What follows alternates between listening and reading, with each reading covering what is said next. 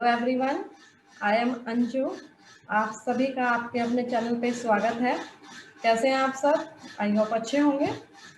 चलिए, DSSS का हमने 2018 का पेपर फीमेल का कर लिया, 6 पार्ट में इसको किया था। आज हम करेंगे 2015 का पेपर। देखिए, क्वेश्चन फर्स्ट है, fix cost remain at the same level irrespective of change in. Fix cost क्या रहती है? सेम लेवल पे रहती है। देखो, दो कॉस्ट होती है हमारे पास, एक होती है फिक्स्ड और एक होती है वेरिएबल। वेरिएबल देखो, नाम से ही देखो, VARI, वेरी। वेरी मीन्स जो चेंज होती रहती है, फिक्स मीन जो फिक्स रहेगी। जैसे फिक्स कॉस्ट का एग्जांपल ले लो आप, फैक्ट्री का रेंट है, फैक्ट्री का रेंट। वेरिएबल कॉस्ट का आप एग्जांपल ले सकते हो, रॉ मटेरियल। ठीक है, रॉ मटेरियल। देखो, मैंने 10 यूनिट बनाई, मैंने चाहे 100 यूनिट बनाई, चाहे मैंने 300 यूनिट बनाई। रेंट अगर मेरा 10,000 है, ठीक है, 10 यूनिट बनाऊंगी, जब भी मुझे 10,000 देना पड़ेगा। मैं ये नहीं कह सकती ओनर को मैंने तो 10 ही यूनिट बनाई है, वो कहेगा जी पहले बात खुली थी 10,000 की, तो 10,000 हम लेंगे। 100 यूनिट बनाऊंगी जब भी 10,000 दूंगी, 300 यूनिट बनाऊंगी जब भी 10,000 दूंगी। जब मैं कितना ही वॉल्यूम का प्रोडक्शन कर लूँ, फिक्स कॉस्ट क्या रहेगी? रिमेन द सेम रहेगी।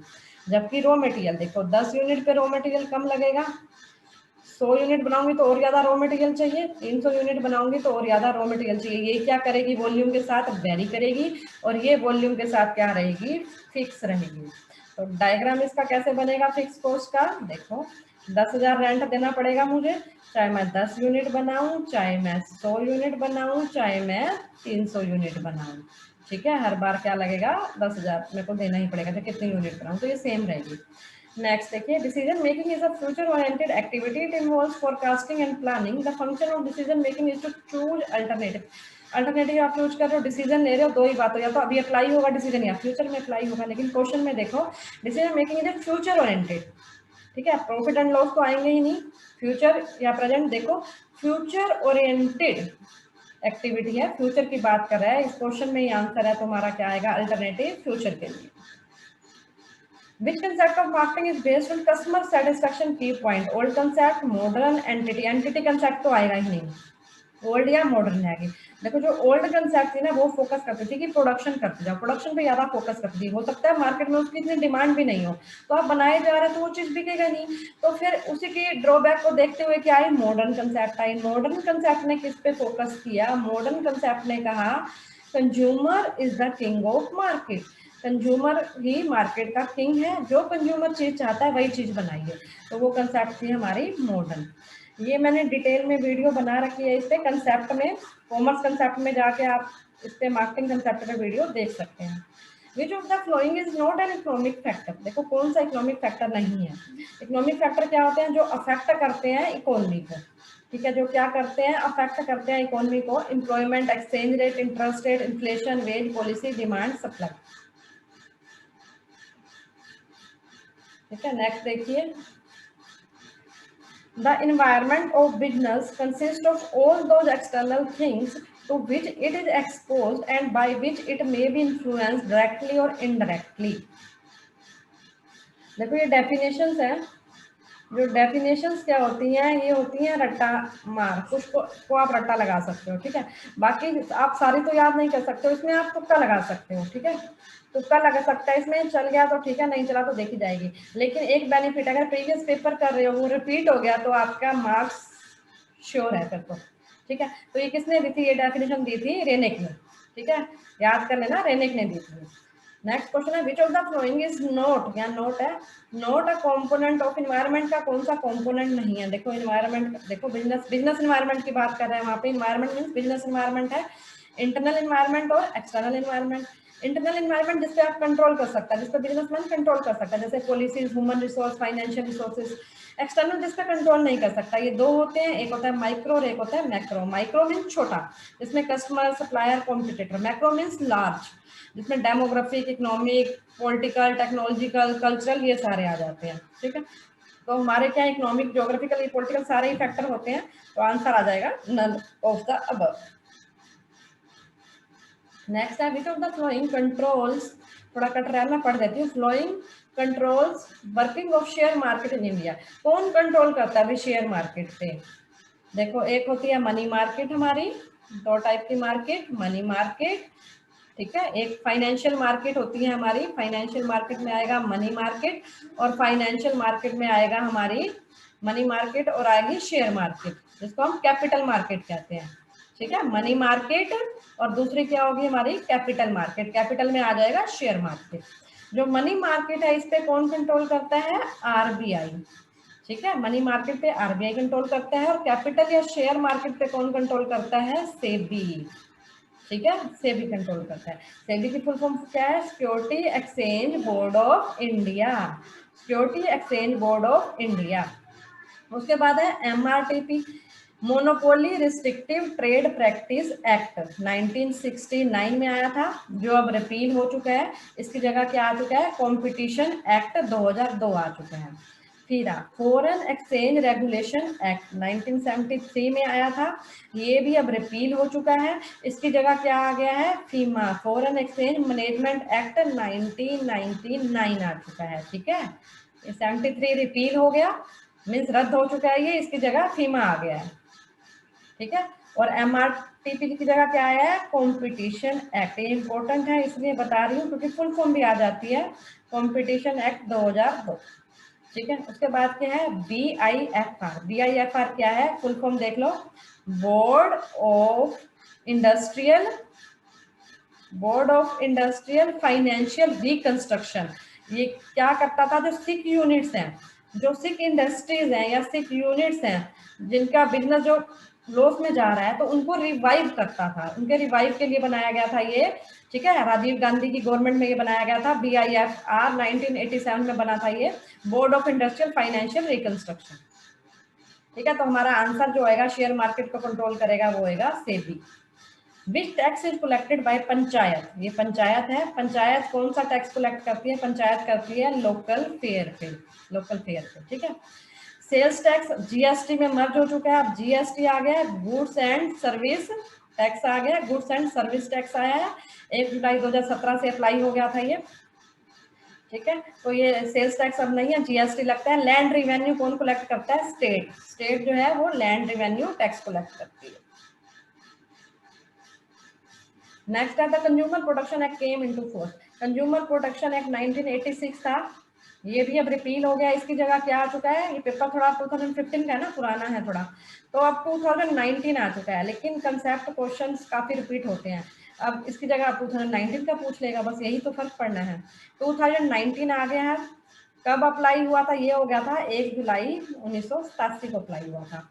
अब क्या है 2019 का है, जो 2020 जुलाई 2020 में क्या हुआ था, इनफोर्स में आ गया था। गुड्स मीन्स, गुड्स का मतलब क्या होता है, गुड्स का मतलब होता है कॉन्ट्रैक्ट एक्ट जो है हमारा, कॉन्ट्रैक्ट एक्ट के अकॉर्डिंग हमारा जो इसके सेक्शन है 27 ऑफ द एक्ट, ये क्या कहता है, every kind of movable properties, her type की मूवेबल प्रॉपर्टी है जो मूव कर सकती है, जैसे आपका फोन है भैया, आप जहां भी जाओगे इसके बिना तो आपको चैन नहीं आएगा ना, इसको तो पहले लोगे अपनी जेब में डालेंगे हम, ठीक है, तो phone movable property, other than actionable claim and money, actionable claim और मनी नहीं आएगा गुड्स में, बट स्टॉक और शेयर्स आएगा, देखो इंक्लूड, ये गुड्स में आएंगे और ये गुड्स में नहीं आएंगे, ठीक है। एक्शनेबल क्लेम क्या होता है, जैसे आप मालिक हो, आपने रेंट पे दिया घर, तो आपका एक्शन ले सकते हो अगर वो आपको रेंट नहीं देता, तो ठीक है, आपका जो रेंट बनता है वो आपका हक बनता है, ठीक है, एक्शनेबल क्लेम हो गया, आप पे आपका अपने घर पे रेंट नहीं देता तो टीनेंट आपका, ठीक है। तो गुड्स में क्या आता है, मूवेबल प्रॉपर्टी, इमूवेबल प्रॉपर्टी नहीं आती है, इमूवेबल वो होती है जो मूव ही नहीं करती, जैसे बिल्डिंग, आप कहीं भी जाओ अपना फोन तो साथ लेके जा सकते हो, पर अपने घर को थोड़ा साथ लेके जा सकते हो, दैट इज इमूवेबल, ठीक है। ऑक्शनेबल, ऑक्शनेबल नहीं, वैसे एक्शनेबल क्लेम होता है, बट इन्होंने ऑक्शनेबल दे दिया। ऑक्शनेबल मीन जिसकी आप नीलामी कर सकते हो, जैसे आपने बैंक से लोन लिया, ठीक है, अपने घर के बेस पे, घर की रजिस्ट्री रख के आपने लोन लिया, ठीक है, तो आप अगर इंटरेस्ट वगैरह या उसकी जो इंस्टॉलमेंट नहीं पे कर रहे हो, तो बैंक क्या कर सकता है, आपके घर को ऑक्शनेबल क्लेम, ऑक्शन मीन्स नीलाम कर सकता है, ठीक है। तो हमारा गुड्स का मतलब क्या होगा, मूवेबल प्रॉपर्टी। नेक्स्ट है which one of the flowing services is not covered under consumer protection act, कौन सी जो है सर्विस जो कंज्यूमर प्रोटेक्शन एक्ट 1986 है, कंज्यूमर प्रोटेक्शन एक्ट, ठीक है, इसका पहले भी क्वेश्चन आया ना कंज्यूमर प्रोटेक्शन एक्ट का, हाँ देखो पहले भी क्वेश्चन आया था, ये 2000 ये कब अप्लाई हुआ, अब ये दूसरा क्वेश्चन है, देखो तो मैंने उसमें बता ही दिया, ये रिपीट हो गया। तो कौन सी सर्विस नहीं है? टीचर, बैंकर, डॉक्टर की आएंगी, लॉयर की सर्विस नहीं आएगी। ठीक है, देखो पहले तो देखो सर्विस क्या है। कंज्यूमर प्रोटेक्शन एक्ट के अकॉर्डिंग है जो बैंकिंग, देखो इस पे ध्यान में रख जाओ, बैंकिंग है, फाइनेंसिंग है, इंश्योरेंस है, ट्रांसपोर्ट है, processing, supply of electric energy, board of lodging और बोथ एंटरटेनमेंट, अम्यूजमेंट और प्रीविंग ऑफ न्यूज और अदर इन्फॉर्मेशन, ये सारे सर्विस के अंडर में आते हैं। ठीक है, ये सारे क्या आएंगे? सर्विस के अंडर में आएंगे। जो कंज्यूमर प्रोडक्शन एक्ट है ये सारे गुड्स और सर्विस पे अप्लाई होगा, लेकिन किस पे अप्लाई नहीं होगा? रीसेल और कॉमर्शियल पर्पज। रीसेल के लिए ली आपने गुड्स तो उस पर अप्लाई नहीं होगा। ठीक है, ये service tender free of service, देखो आपने फ्री में सर्विस ले ली, ठीक है, आपको सैलून में फ्री में सर्विस मिल गई, आप पार्लर में गए अपना कुछ भी करवाए फ्री में, तो अब उस पर आप केस भी ठोकोगे क्या? तो फ्री में काम करवा के आए। तो जो फ्री में सर्विस है, ठीक है, उस पर क्या होगा? ये अप्लाई नहीं होगा। Under a contract of personal service, जो पर्सनल सर्विस है उस पर भी अप्लाई नहीं होगा। जो फ्री में मिली नहीं होगा, रीसेल है नहीं होगा, पर्सनल सर्विस है ये कंज्यूमर प्रोटेक्शन एक्ट नहीं होगा। तो जो लॉयर की सर्विस है वो पर्सनल सर्विस के अंदर आ जाती हैं। उसके अंदर आती हैं कि एक जो है जो लॉयर का जो मेन काम होता है वो होता है जो जिसके अगेंस्ट केस हो रहा है, जो उसका क्लाइंट है उसकी रक्षा करना, ठीक है, उसको बचाना। ठीक है, तो ये पर्सनल सर्विस के अंडर है तो उसको इंक्लूड नहीं किया जाता। लेकिन इस पे क्वेश्चन भी उठे थे, कुछ लोगों ने कहा था कि इसको इंक्लूड भी करना चाहिए, क्योंकि अगर लॉयर तो ऐसे बहुत ज्यादा फीस लेंगे, इसमें करप्शन होगा। ठीक है, अगर ये कंज्यूमर प्रोडक्शन एक्ट के अंडर आ जाएगा तो करप्शन कम होगा। तो इस पर थोड़ी डिबेट भी हुई थी, बट अब ये अभी है नहीं। ठीक है, तो हमारा आंसर क्या हो जाएगा? लॉयर। नेक्स्ट है corporate tax is, corporate tax क्या है? Indirect tax, gift tax, direct और सर्विस। कॉर्पोरेट जो टैक्स है वो है हमारा डायरेक्ट टैक्स। इनडायरेक्ट टैक्स कौन सा है? GST, goods and service tax. Gift tax जो गिफ्ट पे लगेगा, अगर 50,000 से ऊपर की अमाउंट होगी तो गिफ्ट टैक्स लगेगा। सर्विस टैक्स, जैसे आप रेस्टोरेंट में खाना खाने जाते हो, ठीक है, वो सर्विस होगी तो उस पर टैक्स लगता है, वो सर्विस टैक्स। ठीक है, जो आपकी डायरेक्ट आपकी इनकम पे लगेगा वो है कॉर्पोरेट टैक्स, जो आपकी कॉर्पोरेट जो की इनकम पे लगेगा। ठीक है, जैसे इनकम टैक्स है ये डायरेक्ट टैक्स है जो आपकी इनकम पे लगता है। इनडायरेक्ट टैक्स जो डायरेक्ट नहीं है, जैसे ये गुड्स बनाई जिसने उस पे लग गया जीएसटी, लेकिन ये जीएसटी प्राइस में इंक्लूड होगा तो इसका बर्डन किस पे पड़ा? कंज्यूमर पे, यानी कि पे कंज्यूमर कर रहा है बट इनडायरेक्ट वे में जा रहा है उसके पास। ठीक है, जो डायरेक्ट जा रहा है इनकम पे वो हो गया डायरेक्ट टैक्स। नेक्स्ट है which are the driver of globalisation. देखो ड्राइवर का काम क्या है? गाड़ी चलाना। ऐसे ही ग्लोबलाइजेशन के ड्राइवर क्या है? जिनके कारण ग्लोबलाइजेशन हुआ। ठीक है, जो रीजन्स है जो ग्लोबलाइजेशन में सपोर्ट कर रहे हैं। ग्लोबलाइजेशन का क्या मतलब है? यानी कि फ्री बाउंड्री कर दी कंट्री की दूसरी कंट्री के साथ, गुड्स आए जाए, ठीक है, फ्री हो चुका है सारा, एक ही सब हो गया है। ठीक है, इसमें सारा आ जाएगा। देखो इंटरनेशनल ट्रेड भी ग्लोबलाइजेशन को बढ़ावा दे रहा है, फाइनेंशियल फ्लो एफडीआई वगैरह हो रही है, इससे भी ग्लोबलाइजेशन हो रहा है, कम्युनिकेशन सारा क्या है ये ग्लोबलाइजेशन में आ जाएगा, ऑल ऑफ द अबव। देखो मैंने और भी लिखे हुए हैं इसके फैक्टर। ड्राइवर्स हैं, टेक्नोलॉजिकल ड्राइवर्स भी हैं, इसके अलावा पॉलिटिकल है, मार्केट, कोस्ट ड्राइवर भी एक कोस्ट है, एक कंट्री को ना बहुत कम कोस्ट पड़ रही है, ठीक है, तो अपना सामान क्या कर देगी, फॉरेन में बेच सकती है, एक्सपोर्ट कर सकती है। ऐसे ही कॉम्पिटिटिव ड्राइवर्स हैं। ठीक है, तो ये सारे क्या है ग्लोबलाइजेशन को इफेक्ट करते हैं। नेक्स्ट है which of the flowing is component of social cultural environment. देखो सोशल कल्चरल एनवायरनमेंट का कौन सा कंपोनेंट है पूछा हुआ, ध्यान देना भी, कभी नोट आ जाता है और कभी नोट नहीं आता, इन चीजों पे ध्यान देना नोट वाले। ठीक है, कभी नोट आएगा और कभी नोट नहीं आएगा, इसमें नोट नहीं है। इसमें कौन सा है? Education, agriculture, population, R&D। तो सोशल कल्चर का है एजुकेशन। एग्रीकल्चर किस में आ जाएगा? इकोनॉमिक में। पॉपुलेशन किस में आ जाएगी? डेमोग्राफिक में। रिसर्च एंड डेवलपमेंट किस में आ जाएगी? टेक्नोलॉजिकल फैक्टर में। ठीक है, देखिए सोशल कल्चरल फैक्टर में क्या आएगा, इसके अलावा और कौन कौन से फैक्टर है एजुकेशन के अलावा? देखो language, religion, attitude, belief, family structure, class structure. जो डेमोग्राफिक में, डेमोग्राफिक क्या होता है? जो about the characteristics of population, जिसमें पॉपुलेशन आती है। ठीक है, ये सोशल कल्चर के हैं सारे, वो पॉपुलेशन के। तुम्हारा आंसर हो गया एजुकेशन।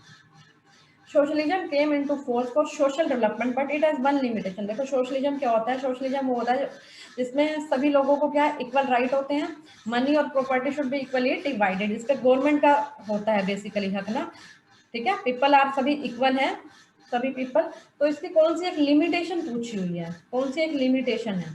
देखो जब गवर्नमेंट का क्या है, सभी के इक्वल राइट है, तो maximum use of national resources है, फुल एम्प्लॉयमेंट मिलेगा सबको, बिल्कुल। प्रोडक्शन सब प्लानिंग से काम होगा, ये भी सही है। तो ब्यूरोक्रेटिक जो टेंडेंसी है, दफ्तर शाही, ये सोशलिज्म की एक, but it is one limitation, ये लिमिटेशन है उसकी, ठीक है। ये तो फायदे हो गए, देखो प्रोडक्शन प्लानिंग कर रहे हो, लिमिट देखो नहीं भी क्वेश्चन आता ना, देखो आप अच्छा रिसोर्सेज यूज कर रहे हो, फायदा है आपके लिए, जॉब मिल रही है सबको, फायदा है भाई, प्लानिंग से काम करो, फायदा है। तो एक लिमिटेशन है ही एक, यही नहीं भी आता तो इसके ऑप्शन ही ऐसे हैं कि आप जल्दी पहचान सकते हो। कैपिटल इकोनॉमिक सिस्टम कंसिस्ट, देखो जो हमारा इकोनॉमिक सिस्टम है ये 3 टाइप का होता है कैपिटलिस्ट, सोशलिस्ट और मिक्स्ड।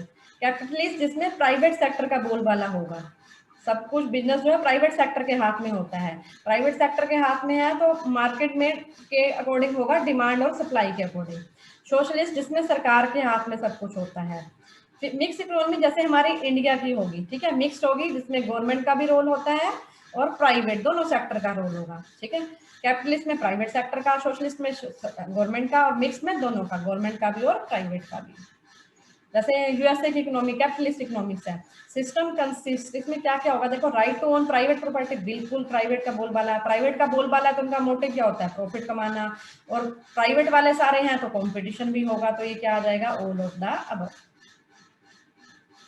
नेक्स्ट है memorandum of association of a company consist, MOA में क्या क्या आएगा, नेम क्लोज, प्लेस, ऑब्जेक्टिव सारी आएंगे भी। देखो MAO जो है इसको कंपनी का क्या कहते हैं, चार्टर भी कहते हैं कंपनी का, इंपॉर्टेंट, सबसे इंपॉर्टेंट डॉक्यूमेंट है ये कंपनी का। इसमें क्या होगा, नेम क्लोज, कंपनी का नाम क्या है, ऑफिस कहाँ, लोकेशन उसकी कहाँ रजिस्टर्ड है, प्लेस कह सकते हो, ठीक है। ऑब्जेक्टिव मीन्स जो उसके क्या ऑब्जेक्टिव है, ऑब्जेक्ट क्लोज भी कहते हैं इसको, लाइबिलिटी क्लोज, कैपिटल क्लोज, और एसोसिएशन क्लोज मीन्स जो पब्लिक लिमिटेड कंपनी होती है तो 7 जो होते हैं डायरेक्टर्स वो क्या करते हैं, साइन करते हैं, वो होता है एसोसिएशन क्लोज, ठीक है। तो हमारा आंसर क्या आ जाएगा इसमें, ऑल ऑफ द अबव सारे होंगे। ये प्रोडक्ट प्रोलिफरेशन रिप्रेजेंट है ये introducing different brands in the same. देखो प्रोडक्ट पहले तो हमें पता होना चाहिए प्रोलिफरेशन होता क्या है। देखो product proliferation refers to situation that rise when a specific organisation market, इसको छोड़ो, सिमिलर प्रोडक्ट बना रही है। देखो एक कंपनी क्या कर रही है, यहाँ से पकड़ो, सिमिलर प्रोडक्ट बना रही है company, but introduce slight variation, थोड़ा सा क्या कर दिया, वेरिएशन कर दिया, increase its market structure. Market structure में क्या कर दिया अपने इंक्रीज करने के लिए, जैसे देखो खादी है, ठीक है, खादी के क्या है, साबुन आ रहे हैं, सोप आ रहे हैं, ठीक है। देखो हर किसी को अलग अलग कलर पसंद होता है, एक पिंक कलर में आ रहा है जिसने उसको नाम दे दिया रोज का, ठीक है, एक आ रहा है वाइट कलर में, वाइट कलर में आ रहा है, एक ऑरेंज कलर में आ रहा है, ठीक है, अलग अलग नाम दे दिए, वाइट कलर वाले को मिल्क का नाम दे दिया, ठीक है, कोई ऑरेंज में आ रहा है केसर विद कुछ और लगा नाम लगा दो कोई भी, ठीक है। तो डिफरेंट डिफरेंट, देखो है तो एक ही खादी, बट डिफरेंट डिफरेंट नेम से क्या करा, जैसे किसी को पिंक कलर पसंद है, किसी को व्हाइट कलर पसंद है, तो अपने मार्केट शेयर को इंक्रीज करने के लिए डिफरेंट डिफरेंट थोड़ा थोड़ा वेरिएशन कर दिया, ठीक है। कलर में जैसे कलर में फर्क कर दिया, नाम चेंज हो गया इसका उसी अकॉर्डिंग, तो ये होती है प्रोडक्ट प्रोलिफरेशन, ठीक है। These products are only differentiated through, जैसे कलर में डिफरेंट हो सकता है, कोई शेप में छोटा बड़ा कर दिया, कोई साइज में कर दिया, ठीक है, शेप कोई स्क्वायर बना दी, किसी की ओवल बना दी साबुन की शेप, ठीक है, कोई ओवल में बना दिया, कोई स्क्वायर में बना दिया। तो ऐसे क्या है ये प्रोडक्ट प्रोलिफरेशन, ये प्रोडक्ट लाइन के लिए किया जाता है, जो ये किस लिए किया जाता है, प्रोडक्ट सेम प्रोडक्ट लाइन, जैसे साबुन है लाइन तो एक ही होगी ना, प्रोडक्ट लाइन। नेक्स्ट है mission in a statement which define, जो क्या करती है, डिफाइन करती है role that an organisation play. Mission क्या होते हैं, देखो मिशन, देखो ये क्वेश्चन ना ये यूपी पीजीटी में भी आया हुआ है, ये क्वेश्चन यूपी पीजीटी में भी आया हुआ है, कंज्यूमर का भी आया हुआ है, एक्ट का। तो आप अगर DSSB की भी कर रहे हैं ना तैयारी, तो यूपी पीजीटी के आप पेपर प्रीवियस पेपर कर लो, MCQ तो करने ही है आपको, तो प्रैक्टिस करने के लिए यूपी पीजीटी का 2019 का पेपर देख लेना, प्रैक्टिस हो जाएगी आपकी, वो मैं करवा चुकी हूँ चैनल पे, तो MCQ मिल जाएगा आपको अच्छे।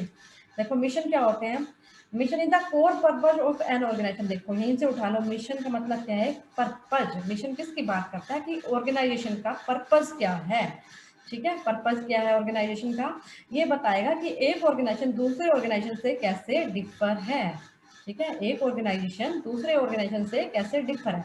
देखो जैसे मैंने अपना यूट्यूब चैनल खोला था, तो मैंने मेरा मिशन क्या है, एजुकेशन देना, ठीक है। ऐसे ही और चैनल भी हैं, कुकिंग का है, ऐसे ही और चैनल है, एंटरटेनमेंट का है, न्यूज के हैं, सबके अपने अपने क्या है मिशन। तो इससे मिशन से पता चल जाता है, ठीक है, कि एक ऑर्गेनाइजेशन दूसरे ऑर्गेनाइजेशन की कैसे डिफर और पर्पज को बताता है मिशन। ठीक है, ये सोसाइटी के role that an organisation play in society, society में क्या रोल है उसका, ठीक है, वो मिशन बताएगा मैं क्या पर्पज है उसका। Indian mercantile law is based on किस पे बेस्ड है अभी, देखो इंडियन मर्केंटाइल लॉ जो है ये लॉ बहुत पहले बने हुए थे, ठीक है, जब हमारे यहाँ अंग्रेज आए थे, ठीक है, जब का है। देखो अगर कॉन्ट्रैक्ट एक्ट की बात करो तो कॉन्ट्रैक्ट एक्ट का कब बना था, ये 1872 में। उस टाइम कौन थे हमारे यहाँ अंग्रेज, तो किससे इफेक्टिव बेस्ड है ये, इंग्लिश मर्केंटाइल लॉ पे बेस्ड है, ठीक है, इंग्लिश मर्केंटाइल लॉ पे बेस्ड है। थोड़ा सा देखो क्वेश्चन अगर नहीं भी आता, थोड़ा सा लॉजिकली सोच के ना आप तुक्का लगा सकते हो, तो चांसेस क्या होते हैं सक्सेस के बढ़ जाते हैं वहाँ पे, ठीक है। इंग्लिश मर्केंटाइल लॉ आ जाएगा इसमें। And implied agreement is created by, देखो इम्प्लाइड एग्रीमेंट क्या होता है, देखो दो एग्रीमेंट है, एक होता है एक्सप्रेस और एक होता है इम्प्लाइड। एक्सप्रेस जो होगा, एक्सप्रेस होगा या तो ओरल में या रिटर्न में, ठीक है, या तो ओरली आपने कुछ बोल दिया या रिटर्न में हो गया। जो इम्प्लाइड होता है वो ना तो ओरली होगा ना रिटर्न में होगा, बट आपके कंडक्ट से, आपके बिहेवियर से, आपके एक्शन से वो क्या हो जाता है, कॉन्ट्रैक्ट बन जाता है। कंडक्ट से, एक्शन से, आपके बिहेवियर से, कंडक्ट मीन्स बिहेवियर भी आ जाता है, ठीक है, इन सब से क्या होता है वो कॉन्ट्रैक्ट बन जाता है। कैसे, एग्जाम्पल देखो, जैसे आप एक रेस्टोरेंट में खाना खाने गए, ठीक है, ऑर्डर दे दिया आपने, ठीक है, वो वेटर ऑर्डर ले आया, अब आप क्या पैसे नहीं दोगे क्या, ठीक है, हालांकि कोई कॉन्ट्रैक्ट नहीं था, बट जैसे ही आपने ऑर्डर दिया वो लेके आया वेटर, आपने खाया, तो आपको नहीं भी खाया जब भी आपको पेमेंट तो करनी पड़ेगी, ठीक है, चाहे आप बेशक आधा रख के आ जाओ, पर पैसे पूरे के आपको देने पड़ेंगे, ठीक है। आप बस में गए, ठीक है, एक बस वाला भाई ड्राइवर कंडक्टर बोल रहा था दिल्ली दिल्ली दिल्ली, आप चढ़ गए, आपने कहा मैंने तो, आप तुम दिल्ली बोल रहे थे, मुझे तो दिल्ली जाना, मैं तो इसलिए चढ़ गया, तो क्या किराया नहीं दोगे। अब ये थोड़ा ना कह दोगे कि तुम दिल्ली दिल्ली कर रहे थे भाई, कंडक्टर को ऐसे बोलोगे कि तुम दिल्ली दिल्ली कर रहे थे, मैं किराया नहीं दूंगा, नहीं, किराया आपको देना पड़ेगा, बस का फेयर देना पड़ेगा। ऐसे ही और एग्जाम्पल इसके बहुत है, जैसे कुली का ले लो, रेलवे स्टेशन में कुली ने आपका सामान उठा लिया, ठीक है, आपने उसको मना नहीं किया, आप कुछ नहीं बोले, उठा लिया, जहाँ उसने जहाँ आपको जाना था उसने वहां पहुंचा दिया, वो आपको क्या उसको उसका वो नहीं दोगे, उसके चार्जेस देने पड़ेंगे आपको, क्योंकि आप मना कर देते।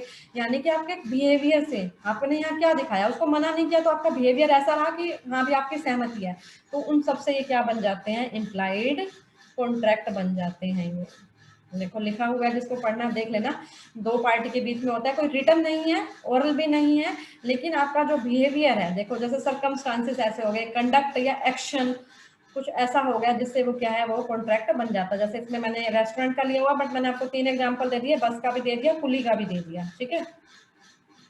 नेक्स्ट है void agreement is an agreement which is, void agreement कौन सा एग्रीमेंट होता है, देखो वॉइड एग्रीमेंट होता है, एग्रीमेंट क्या होता है, जिसमें एग्रीमेंट वो होता है जिसमें ऑफर हो प्लस में एक्सेप्टेंस हो, ठीक है, एग्रीमेंट जिसमें ऑफर और एक्सेप्टेंस हो। कैसे, मैंने आपको इसमें ऑफर दिया कि आप मेरी कार को बाय कर लीजिए 3 लाख में, आपने क्या कहा, एक्सेप्टेंस, ठीक है मैं कर लूंगा, तो ये हमारा बन गया एग्री। मैंने अभी 3 लाख नहीं कहे, मैंने ऐसे कहा आप मेरी कार को बाय कर लीजिए, आपने कहा हम कर लेंगे, एक्सेप्टेंस होगी, ऑफर दी और एक्सेप्टेंस होगी, तो बन गया एग्रीमेंट। एक वॉइड एग्रीमेंट होता है, वॉइड का मतलब हिंदी में देखो, कुछ हिंदी में ज्यादा क्लियर हो जाती है, देखो रद्द करार, जो है ही रद्द करार, कैंसिलेबल है जो, उसको आप इन्फोर्स नहीं करवा सकते, नॉट इन्फोर्सिएबल एट लॉ। देखो वॉइड एग्रीमेंट क्या होते हैं, जो आप इन्फोर्स नहीं करवा सकते। इसका सेक्शन क्या है, 2G है, ठीक है। ये क्या कहते हैं, contract to not get any legal redress, इसमें आपको अगर कुछ भी, वॉइड एग्रीमेंट है, अगर आपको कुछ भी लॉस होता है तो आप कोर्ट में जाओगे तो कोई रिड्रेस नहीं मिलेगी आपको, क्योंकि ये एग्रीमेंट ही वॉइड है, ठीक है, तो फायदा नहीं है आपको जाने का, ठीक है। जैसे क्या एग्जाम्पल ले लो, जैसे माइनर, माइनर के साथ आपने कोई भी एग्रीमेंट करा तो वो क्या होगा, वॉइड एग्रीमेंट होगा, बेशक आप कोर्ट का दरवाजा खटखटा लेना, ठीक है, कोई रिड्रेस नहीं मिलेगी। माइनर के साथ किया गया एग्रीमेंट क्या होता है, वॉइड होता है, ठीक है। वॉइड जो है ही रद्द करार, इम्प्लाइड जो आपके एक्शन, रिटर्न या ऑरल में नहीं है बट आपके एक्शन से हो गया। नेक्स्ट है रेजिडेंशियल स्टेटस, देखो भी ये भी यूपी पीजीटी में 2019 का पेपर चेक कर लेना, इससे क्वेश्चन भी आया हुआ था, तो आप देख सकते हो जिसको भी एमसीक्यू करने हैं। Residential status of an SSC, residential status SSC का क्या होता है? एसएससी क्या होता है? जो टैक्स देगा। टैक्स किस बेस पे देगा? वो रेजिडेंशियल स्टेटस के बेस पे। एसएससी मींस जो टैक्स देगा, जिसकी जिम्मेवारी है टैक्स भरने की, किस बेस पे देखेंगे वो टैक्स? रेजिडेंशियल स्टेटस के बेस पे। अब रेजिडेंशियल स्टेटस क्या है? देखो, रेजिडेंशियल स्टेटस 2 टाइप का होगा। इसमें ये देखेंगे हम कि वो बंदा रेजिडेंट है या नॉन रेजिडेंट है, ठीक है। अब रेजिडेंट है या नॉन रेजिडेंट? अगर रेजिडेंट है तो फिर देखेंगे वो ऑर्डिनरी रेजिडेंट है या नॉन ऑर्डिनरी रेजिडेंट है। इसको ROR कहेंगे। ऑर्डिनरी में, रेजिडेंट में ऑर्डिनरी रेजिडेंट है या नॉन ऑर्डिनरी रेजिडेंट है। अब कैसे पता चलेगा कि रेजिडेंट है या नॉन रेजिडेंट है? ये हमें पता चलेगा बेसिक कंडीशन से। बेसिक कंडीशन से दो बेसिक कंडीशन है, उनमें से कोई भी एक अगर फुलफिल हो जाती है तो वो रेजिडेंट है, अगर कोई भी फुलफिल नहीं होती तो नॉन रेजिडेंट है। फिर रेजिडेंट के बाद ऑर्डिनरी रेजिडेंट है या नॉट ऑर्डिनरी रेजिडेंट है, ये कैसे पता चलेगा? एडिशनल कंडीशन से, ठीक है, एडिशनल कंडीशन से। अब ये बेसिक और एडिशनल कंडीशन क्या है? देखो, बेसिक कंडीशन क्या होती है? एक असेसी जो रेजिडेंट है इंडिया में, पिछले प्रीवियस ईयर में वो कितने दिन रहा हो इंडिया में? या तो 182 या उससे ज्यादा दिन रहा हो, कम से कम 182 दिन तो रहा हो, या उससे ज्यादा हो सकते हैं, बट 182 दिन कम से कम रहा हो, ठीक है। या तो ये पूरी कर दे, या फिर असेसी है जो रहा हो इंडिया में 60 डेज रहा हो या उससे ज्यादा रहा हो प्रीवियस ईयर, एंड 360 और more days in the 4 previous, पिछले साल जो है प्रीवियस ईयर में 60 डेज रहा हो, और अगर 4 सालों की बात करें या फिर 4 ईयर्स की बात करें तो 365 डेज रहा हो। इन दोनों में से देखो कोई भी एक पूरी हो जाए। देखो 182 दिन रहा है, ठीक है, रहा, यस, तो बन गया जी रेजिडेंट। नहीं रहा तो दूसरी कंडीशन देखो, ये भी बेसिक कंडीशन है, बेसिक कंडीशन, ये भी क्या है? बेसिक कंडीशन है। नहीं रहा तो ये कंडीशन देखो, ये फुलफिल कर रहा है, 60 डेज रहा है प्रीवियस ईयर में, या 365 4 सालों में मिला के रहा है, यस है तो रेजिडेंट है, नहीं है तो सीधा जी इसका पत्ता तो कट, ये तो हो गया जी नॉन रेजिडेंट, इसको तो काट दो, ठीक है। अब इसका हमें कोई लेना देना नहीं है, ठीक है। यानी कि बेसिक कंडीशन में से अगर कंडीशन कोई भी फुलफिल करता है तो वो बन गया रेजिडेंट, अगर कंडीशन फुलफिल की तो कोई भी कंडीशन फुलफिल नहीं करता तो वो बन गया नॉन रेजिडेंट, तो पत्ता इसका कट हो गया। अगर रेजिडेंट बनता है तो फिर देखेंगे कि ऑर्डिनरी रेजिडेंट है या नॉन ऑर्डिनरी, उसके लिए कंडीशन है एडिशनल कंडीशन। देखो, असेसी जो है रहा हो at least 2 out of 10 years before previous year, previous year से पहले 2 साल रहा हो, ये दोनों कंडीशन फुलफिल होनी चाहिए भाई। Assessee has been in India 730 days रहा हो या ज्यादा रहा हो उसे 7 ईयर्स बिफोर प्रीवियस ईयर। थोड़ा याद कर लेना, देखो 7 है तो 730 है, 10 2 अक्षर है तो देखो कैसे याद करोगे, मैं तुम्हें याद भी करवा देती हूँ। याद देखो, स्टेटस STATUS, टाइम लग जाएगा थोड़ा। स्टेटस में कितने अक्षर? 1 2 3 4 5 6 है ना, तो स्टेटस का सेक्शन कौन सा है जी? 6। बेसिक कंडीशन 6 1, एडिशनल कंडीशन 6 6, ठीक। देखो 10 में कितने अक्षर? 2 अक्षर, लगा दो जी 2, 2 साल, 10 में 2 रहा हो, 2 साल रहा हो। 7 से 730 रहा हो, ठीक है। आई होप याद हो गया होगा। 182 सीधा 365 का आधा हो गया 182, ठीक, हो जाएंगे याद।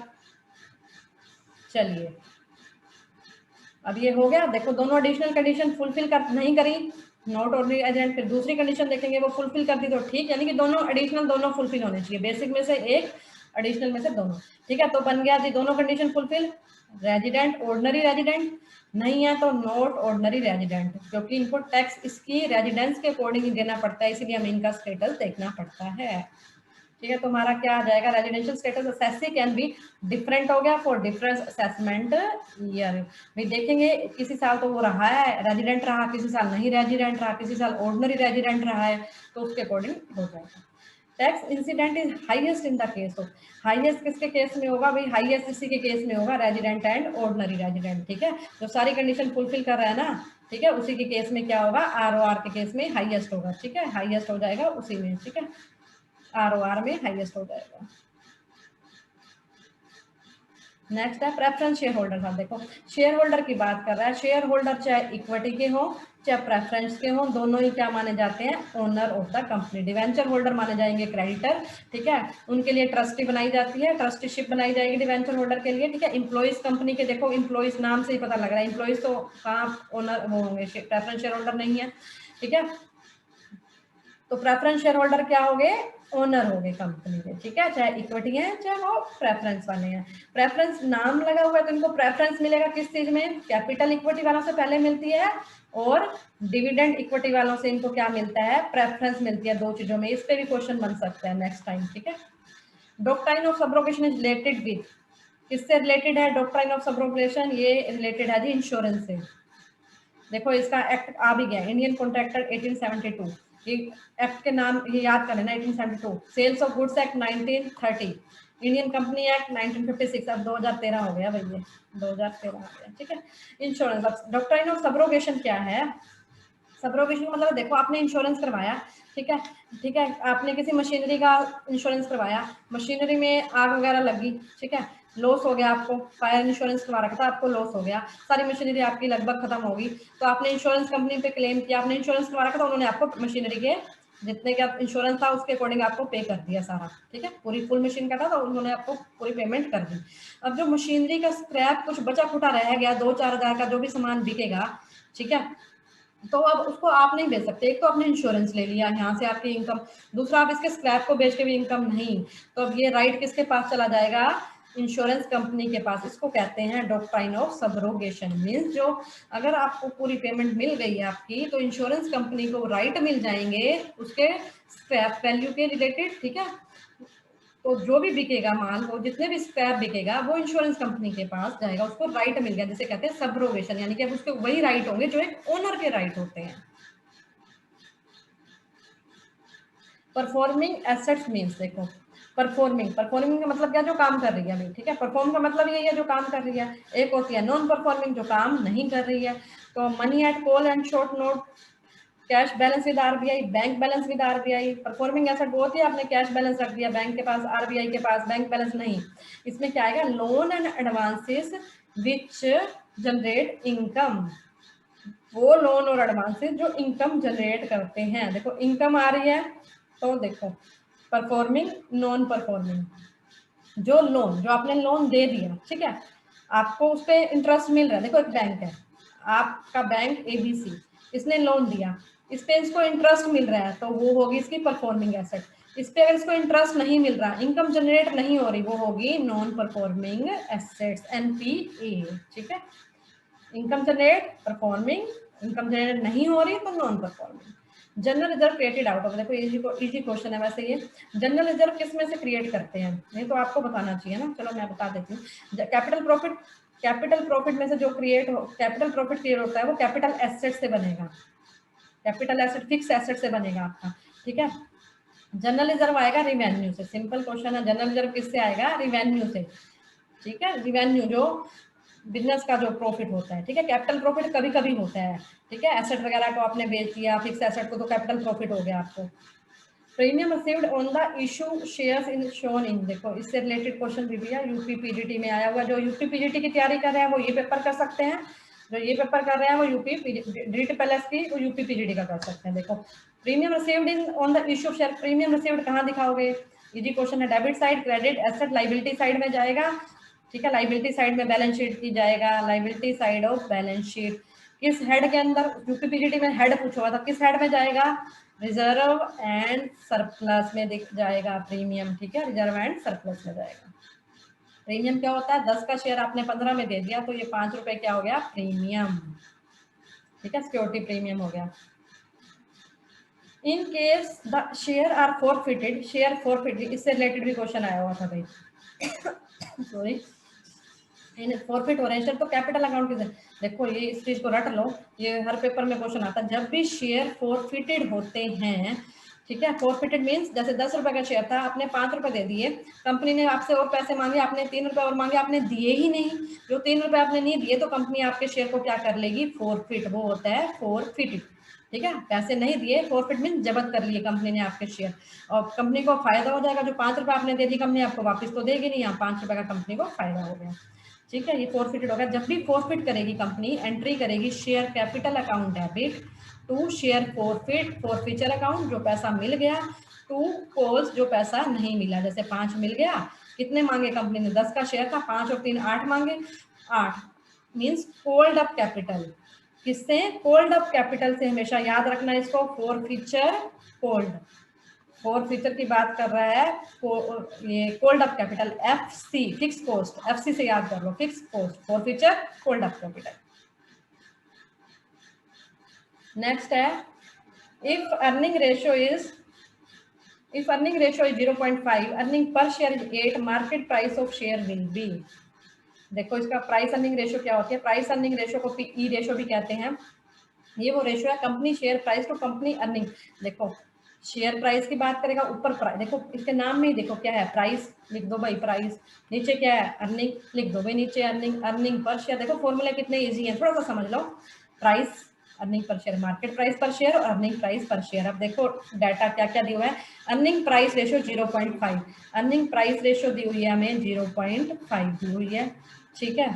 और क्या दिया हुआ है हमें, अर्निंग पर शेयर 8 रुपए दिया हुआ है, 8, और मार्केट प्राइस पर शेयर निकालना है आपको, मार्केट प्राइस निकालना है, अर्निंग पर शेयर दी हुई है आपको 8 दी हुई है, तो इसको उठा के मल्टीप्लाई कर दो 20 से, ठीक है। तो MP क्या आ गया, 8 5 40, 4 आ गया ना, 40, ठीक है, 0.04 आ गया, ठीक है। तो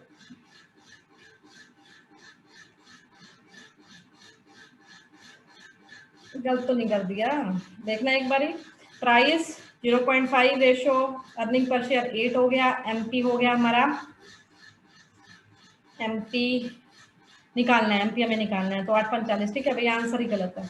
देखो यहाँ पे आप क्या करो, जीरो को काट दो, इसको कट कर दो जीरो को, ठीक है, ये आंसर बना दो, ठीक है, जीरो हटा दो, ये 4 आ जाएगा। Accounting standard 14 is related with, accounting standard 14, देखो अकाउंटिंग स्टैंडर्ड ज्यादा डीप में नहीं पूछता, नाम ही पूछता है। देखो देखो अकाउंटिंग स्टैंडर्ड 1 2 3, 3 तो बहुत इंपॉर्टेंट है ये, ठीक है। पहला किससे रिलेटेड है, डिस्क्लोजर से, डिस्क्लोजर ऑफ पॉलिसी से रिलेटेड है। दूसरा जी वैल्यूएशन ऑफ स्टॉक, दूसरा किससे रिलेटेड है, स्टॉक से रिलेटेड है। तीसरा cash flow statement, cash flow statement, 3 तो रट्टे लगा ही लो। तीसरा कैश फ्लो स्टेटमेंट। ज्यादा देखो पॉलिसी बनाएंगे किसको खरीदने की, स्टॉक को खरीदने की, स्टॉक को खरीदने के लिए क्या चाहिए, कैश चाहिए, पॉलिसी स्टॉक कैश, 3 याद हो गए। अमलगमेशन 14, अमलगमेशन 14, डेप्रिसिएशन 6, जो मर्ज कर दिया है, वैल्यूएशन ऑफ फिक्स एसेट का है, फिक्स एसेट का 10, उसमें मर्ज कर दिया डेप्रिसिएशन वाला, ठीक है। वैसे डेप्रिसिएशन का अलग से पूछता है तो 6, अब मर्ज हो गया फिक्स एसेट वाले 10 में, तो हमारा आंसर अमलगमेशन आ जाएगा ना वहां पे, ठीक है।